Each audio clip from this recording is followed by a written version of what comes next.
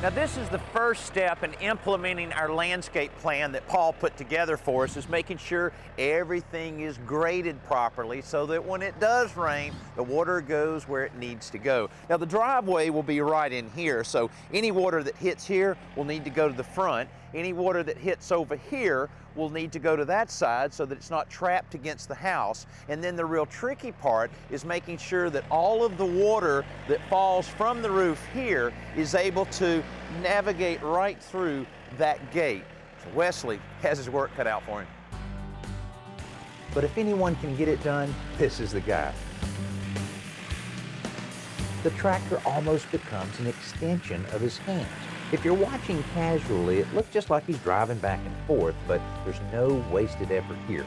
He pushes a pile of dirt into place in one direction, then gracefully smooths it out going in the opposite way. Then he can lay out the location of the driveway from Paul's plan and begin cutting out its profile. He'll have to remove several inches of dirt to accommodate the large concrete and paver drive, so this will take a little time.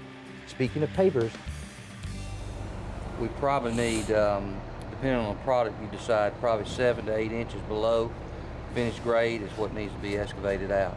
Really? Yes, sir. You need 4 inches of base, Oh yeah, and one of sand, and depending on the size, the thickness of the paver, 2 to 3 inches. So you're at 7 to 8 inches below finished grade. So I guess I just need to get my guy here to establish the basic footprint of that, and then tell him down 8 inches, 7 inches. 7 to 8 inches, and then we'll take it from there. Yeah, awesome, awesome.